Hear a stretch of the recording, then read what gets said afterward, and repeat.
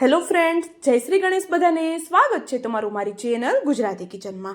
મારી ઘરે તો કેવું એકનું એક ખાઈ બધા બહુ જલ્દીથી કંટાળી જાય છે. બધાને કંઈક નવું જ ખાવું હોય છે.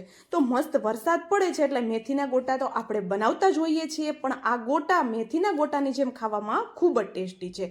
એક અલગ નવો સ્વાદ છે એટલે બધાને પસંદ પણ ખૂબ જ આવે છે. અને મેથીના ગોટા નથી આવડતા તો પણ આ ગોટા બનાવતા તો આવડશે જ, કારણ કે બનાવવા એકદમ સરળ છે. તો વરસાદ પણ પડે જ છે તો મોકા ઉપર ચોખ્ખો મારી દો અને બનાવી નાખો સાંજે જ. બધાને ખૂબ જ પસંદ આવશે. તો ચાલો બનાવવાનું શરૂ કરીએ. તો એના માટે સૌપ્રથમ આપણે અહીંયા એક મિક્સિંગ બાઉલ લીધું છે.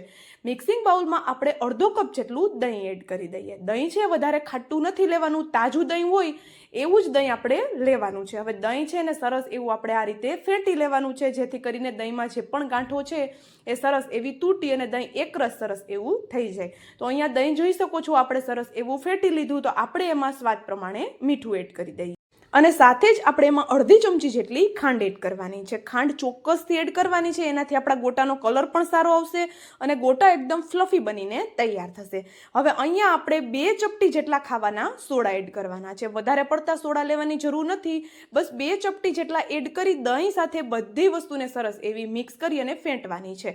તો તમે જોઈ શકતા હશો જેમ જેમ આપણે એને મિક્સ કરતા જઈએ છીએ એમ દહીં સરસ એવું ફ્લફી થતું જાય છે. તો હું તમને જો નજીકથી પણ બતાવી દઉં, એકદમ સરસ એવા સોડા છે એક્ટિવેટ થઈ ગયા છે, પણ હજુ આપણે આને થોડી વાર માટે રેસ્ટ આપવાનો છે. તો એક વખત તો આપણે એને સરસ એવું મિક્સ કરી ઉપરથી કવર કરી થોડી વાર માટે સાઈડમાં રાખી દઈએ. ત્યાં સુધીમાં બીજી એક નાનકડી પ્રોસેસ કરી લઈએ. તો અહીંયા આપણે ગેસની ફ્લેમ ચાલુ કરી એની ઉપર એક કડાઈ રાખી દીધી અને કડાઈમાં 2 ચમચી જેટલું તેલ એડ કરી દઈએ. સાથે એમાં અડધી ચમચી જેટલી ચણાની દાળ, અડધી ચમચી જેટલી અડદની દાળ અને 10 થી 12 જેટલા સૂકી મેથીના દાણા એડ કરી દઈએ. સૂકી મેથીના દાણા એડ કરવાથી એકદમ સરસ એવી સુગંધ આવે છે. હવે આ બધી વસ્તુને એકદમ પ્રોપર ગેસની ફ્લેમ સ્લો રાખી સરસ એવું શેકાઈ જાય ત્યાં સુધી આપણે એને થવા દઈએ. તો બળી ન જાય કોઈ પણ દાળ એ વાતનું ધ્યાન રાખશું. અને હલકી સુગંધ આવવા લાગે એટલે એમાં આપણે આવી રીતે મોટું કટ કરેલી ડુંગળી એડ કરી દઈએ. સાથે થોડી લસણની કળીઓ અને એક ટુકડો આદુનો એડ કરી દીધો. ડુંગળીનો કલર વધારે આપણે ચેન્જ નથી કરવાનો, હલકું એવું આપણે સાંતળી અને આપણે એમાં 2 ડાળખી જેટલો મીઠો લીમડો એડ કરી દઈએ. મીઠો લીમડો ચોક્કસથી એડ કરવાનો છે, કારણ કે એનો ફ્લેવર અને એની ટેસ્ટ ખૂબ જ સરસ એવો આવે છે. તો લીમડાને પણ ડુંગળી સાથે સરસ એવો મિક્સ કરી અહીંયા એક મોટી સાઇઝનું ટમેટું એને પણ આ રીતે મોટું મોટું કટ કરીને એડ કરી દઈએ. હવે એક ટુકડો મેં અહીંયા આંબલીનો એડ કરેલો છે. તમે આંબલી નથી ખાતા તો લાસ્ટમાં લીંબુનો રસ પણ એડ કરી શકાય છે, પણ ટ્રેડિશનલી આમાં આંબલી જ જાય છે. હવે આપણે એમાં થોડા મસાલા કરી લઈએ. તો અહીંયા આપણે જેટલું તીખું સ્પાઇસી જોઈએ એ પ્રમાણે લાલ મરચું પાવડર એડ કરીએ. સ્વાદ પ્રમાણે મીઠું એડ કરી દેવાનું છે. 1 ચમચી જેટલું ધાણા જીરું પાવડર એડ કરી દઈએ અને અડધી ચમચી જેટલી હિંગ એડ કરી દઈએ. કલર માટે થોડું એવું હું કાશ્મીરી લાલ મરચું પાવડર પણ એડ કરું છું, પણ ટોટલી ઓપ્શનલ છે. હવે આ બધા મસાલા છે એ બળી ન જાય એના માટે એક નાની વાટકી જેટલું પાણી એડ કરી બધી વસ્તુ સરસ એવી આપણે પાણી સાથે મિક્સ કરી લઈએ. હવે આ બધી વસ્તુને આપણે સોફ્ટ થાય ત્યાં સુધી થવા દેવાનું છે. તો મસાલા પણ સાથે સરસ એવા ચડી જશે અને આપણે જે આ બધું ડુંગળી ટમેટા છે એ પણ સરસ એવા સોફ્ટ થઈ જાય એ માટે આપણે એને ઉપરથી કવર કરી ગેસની ફ્લેમ સ્લો રાખી એને થવા માટે સાઈડમાં રાખી દઈએ. ત્યાં સુધીમાં આપણું દહીં પણ જોઈ લઈએ, એકદમ સરસ એવું ફ્લફી થઈ ગયું છે. હું જો તમને નજીકથી પણ બતાવી દઉં કે આને આપણે વધારે વાર નથી રાખ્યું. જ્યાં સુધીમાં આપણે ડુંગળી ટમેટાને સાંતળી લીધા એટલી જ વારમાં દહીં આપણું સરસ એવું થઈ ગયું છે. તો આપણે એમાં એડ કરીએ અડધો કપ જેટલો મેંદો. તો જો મેંદો તમારે નથી ખાવો તો એની જગ્યાએ તમે ઘઉંનો ઝીણો લોટ પણ લઈ શકો છો, પણ ટ્રેડિશનલી આમાં મેંદો જ જાય છે. હવે સાથે અહીંયા 1/4 કપ જેટલો ચોખાનો લોટ એડ કરીએ.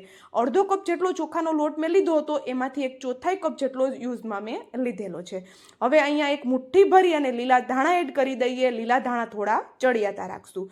સાથે મીઠા લીમડાની ફ્લેવર જો પસંદ હોય તો બારીક કટ કરી અને થોડા મીઠા લીમડાના પાન એડ કરજો. ખૂબ જ સરસ એવો એનો ટેસ્ટ પણ આવે છે. એક મોટી ચમચી જેટલું કાચું જીરું અને બારીક કટ કરેલા મરચાં એડ કરવાના છે. મરચાં પણ થોડા ચડિયાતા રાખશું, કારણ કે લાલ મરચું પાવડરનો ઉપયોગ આપણે નથી કરવાનો.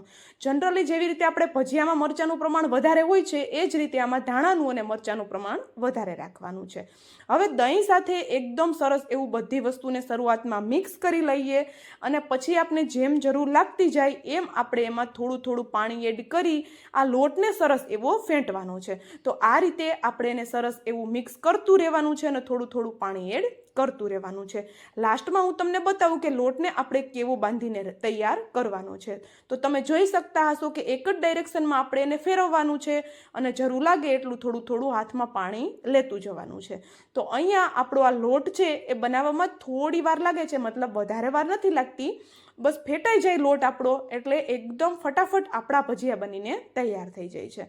તો જો લોટ આપણે આવો રાખવાનો છે, તો જો લોટમાં હલકી હલકી જાળીઓ પણ પડે છે અને આવો થીક એવો લોટ આપણે બાંધી લીધેલો છે. તો ચાલો હવે આપણું બેટર છે એકદમ સરસ એવું રેડી થઈ ગયું. તો આપણે આને રેસ્ટ આપવાનો છે. જો તમારી પાસે ટાઈમ હોય તો કલાકથી 2 કલાકનો રેસ્ટ પણ તમે આને આપી શકો છો, અને જો ટાઈમ નથી તો 10 મિનિટ માટે આપણે આને સાઈડમાં રાખી દેવાનું છે, ઉપરથી આપણે એને કોઈ વાસણથી કવર કરીને. હવે અહીંયા ત્યાં સુધીમાં આપણા ડુંગળી ટમેટા જોઈ લઈએ તો સરસ એવા સોફ્ટ થઈ ગયા છે, એમાં રહેલું બધું પાણી બળી ગયું છે. તો હવે આપણે આ રીતે થોડું એને મેશ કરી ગેસની ફ્લેમ બંધ કરી દઈએ અને આપણે આને થોડા ઠંડા કરી લઈએ. તો ડુંગળી ટમેટા અત્યારે સરસ એવા હવે ઠંડા થઈ ગયા છે. તો આપણે એક મિક્સર જારમાં આને પલટાવવાના છે. તો અહીંયા આપણે એક મિક્સર જાર લઈ લીધું, એમાં આપણે ડુંગળી ટમેટાને પલટાવી દીધા.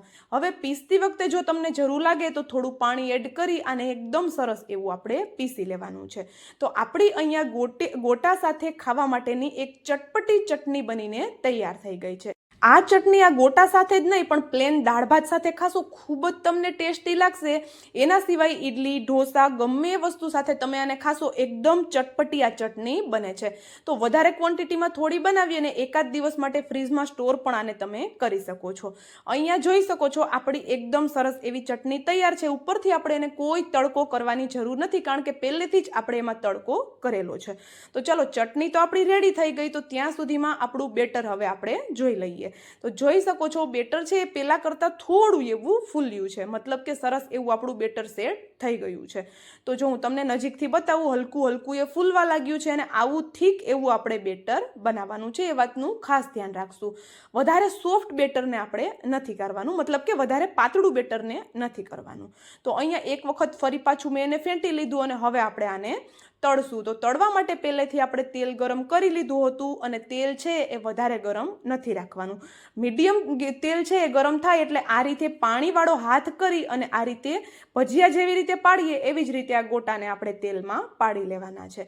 તો એ વાતનું ખાસ ધ્યાન રાખશું કે આપણો ગેસનો જે તેલ છે એ વધારે ગરમ ન હોવું જોઈએ. તો અહીંયા એક બેચમાં જેટલા ગોટા આવે એટલા હું પાડી લઈશ અને હું ગોટા પાડું છું ત્યાં સુધીમાં હું તમને યાદ દેવડાવી દઉં કે જો તમે અત્યાર સુધીનો વિડીયો જોઈ લીધો હોય એમાં તમને થોડું પણ જો કંઈક પસંદ આવ્યું હોય તો પ્લીઝ વિડીયોને લાઇક, શેર અને ચેનલ પર જો નવા છો તો જલ્દીથી ચેનલને સબસ્ક્રાઈબ કરી દેજો આવા જ નવા વિડીયો જોવા માટે.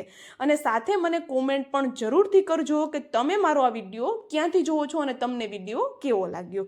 તો ચાલો આપણે એક બેચમાં આવીએ એટલા ગોટા પાડી લીધા અને તમે જોઈ શકતા હશો કે નીચેની સાઈડથી બહુ જલ્દી છે એ ગોટા મતલબ કે ક્રિસ્પી થવા લાગ્યા છે.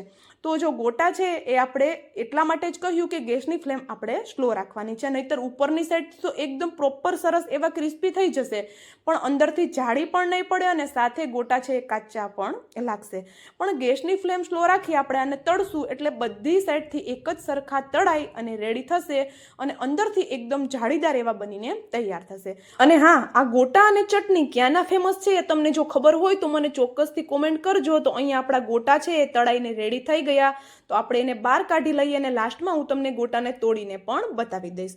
તો ચાલો હવે મળશું આવા જ એક નવા વિડીયો સાથે. ત્યાં સુધી જય શ્રી ગણેશ બધાને and thank you for watching.